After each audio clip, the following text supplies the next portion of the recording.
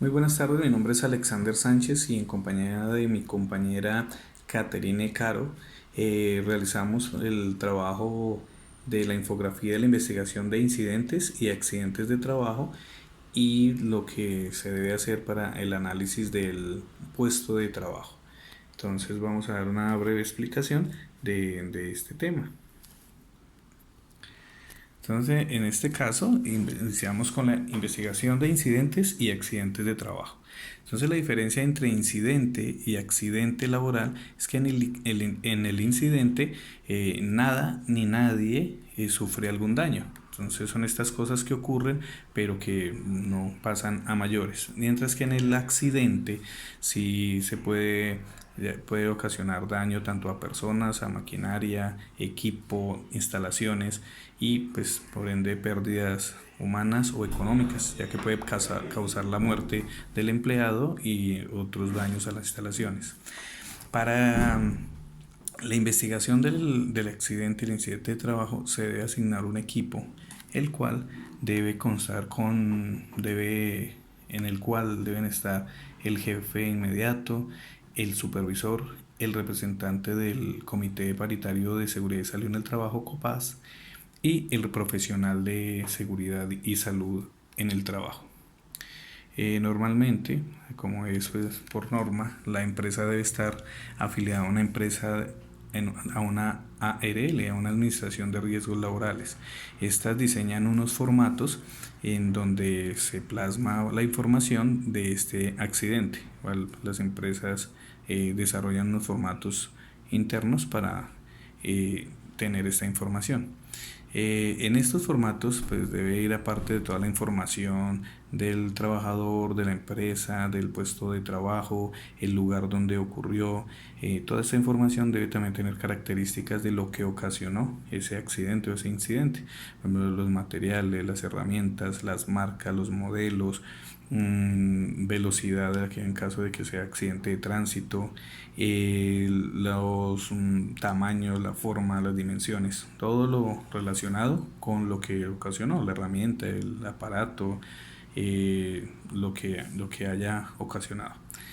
Eh, la información detallada la podemos encontrar en los testigos, se deben tomar fotografías del sitio, debemos entrevistar a esas personas que trabajaron, que estaban ahí, los trabajadores, o si hay gente en el entorno que pudo darse cuenta cuando esto pasa cuando se hacen trabajos en vía pública. Ahí hay muchos testigos, mucha gente que puede dar información de qué ocurrió, pero sobre todo con las personas que estaban ahí, con los compañeros, inclusive con el mismo trabajador que, que tuvo el accidente cuando se puede dialogar con él.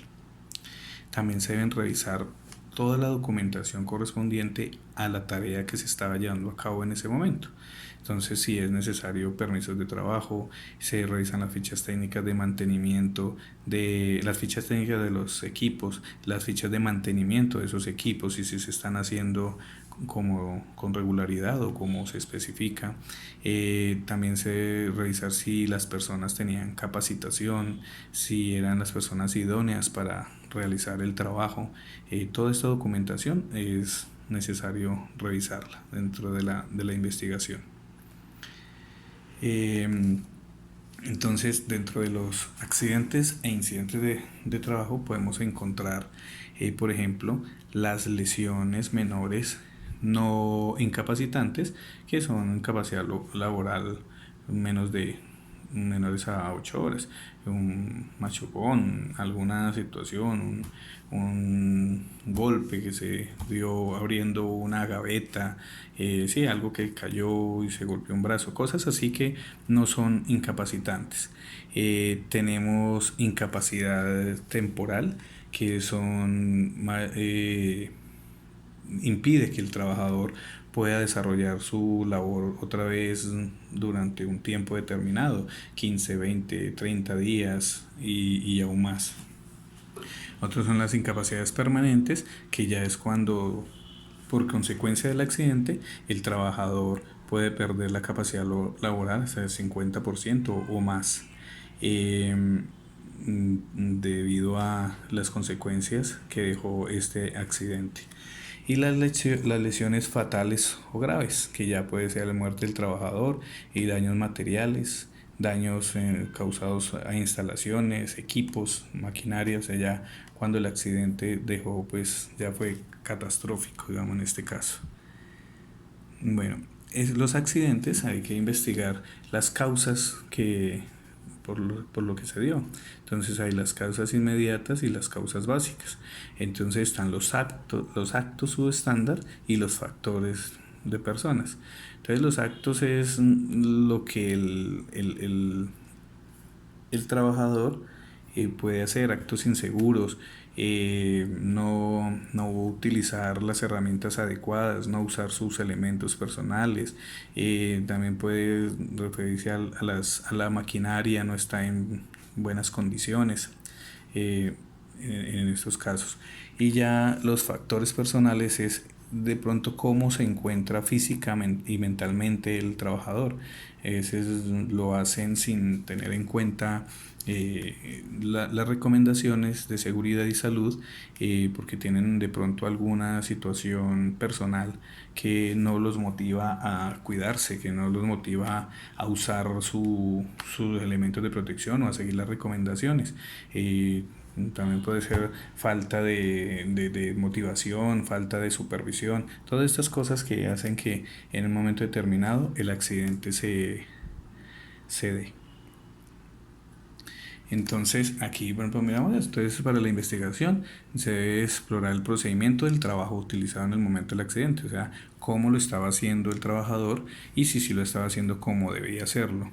Los materiales que estaba utilizando, si eran los que correspondían, si era la calidad o lo que requiere la labor realizada en el ambiente donde lo estaba haciendo, si era propicio para en ese momento estar haciendo el trabajo. Y factores administrativos, y si digamos de parte de la empresa se le dio la capacitación, se le entregaron los elementos de protección personal, se hizo todo lo correspondiente para evitar que ese trabajador pudiera tener un accidente. Como lo decíamos ahorita, los factores personales, condiciones físicas y mentales de las personas involucradas en el evento. En los procedimientos de investigación, entonces, antes de se debe identificar la secuencia, hacer una línea de tiempo desde cuando empezaron con la labor hasta cuando ocurrió el accidente y todo lo que pasa en ese lapso de tiempo. Eh, entonces se planea cómo se va a hacer todo el procedimiento, toda la investigación, se hace la revisión de los aspectos importantes, que son pues como hemos estado diciendo, si la persona era idónea, si su nivel educativo, si era la persona que debía estar haciendo ese trabajo, la experiencia que tenía, ¿sí? Se hace una visita al sitio, se revisa también para mirar el entorno, si el sitio sí era seguro, si se hizo la revisión del sitio y demás. Se entrevistan a los otros empleados, a los testigos, a las personas que conocen de cómo debía hacerse la labor y si se estaba haciendo como debía. Y luego entonces se analiza toda esa información con el fin de tomar medidas y acciones correctivas. En ese caso pues habrán algunas medidas que deben ser inmediatas, que pueden ser provisionales para que no sigan ocurriendo estos eventos, mientras que se hacen las medidas ya definitivas. En el caso de que sean de alto riesgo, sea un foco de riesgo inminente, entonces se pueden suspender o se pueden tercerizar, o sea que otras personas especializadas hagan ese tipo de trabajo y no nuestros empleados en ese caso.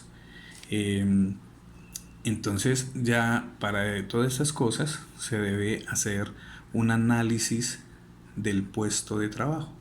Entonces cada persona encargada, profesional de salud y seguridad en el trabajo, debe hacer el análisis de cada puesto de trabajo y de la tarea que realiza el operario, el trabajador en el cargo que sea, para revisar específicamente de esa tarea a qué riesgos el trabajador está expuesto.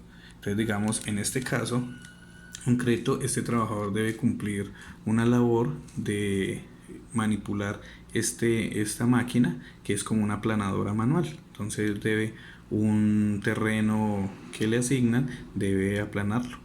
Entonces, ¿qué debe hacer la persona encargada de analizar el puesto de trabajo? Es mirar a qué riesgos está expuesto ese trabajador por el uso de esa máquina, la cual genera vibración, genera ruido y pues como es de combustible también genera, expide entonces humo y cosas así, que puede ser también un foco de riesgo.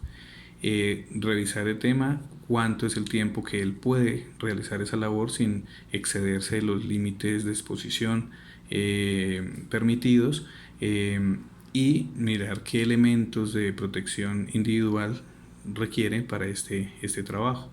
Entonces, en este caso vemos que el señor tiene guantes, tiene casco, tiene protección auditiva, pero teniendo en cuenta que estos otros riesgos, por ejemplo, puede dejar un pie, puede estar atrapado el pie, entonces no tiene botas de seguridad, puede haber exclusión de partículas, no tiene gafas de seguridad, el humo y toda esta cuestión, no tiene protección respiratoria.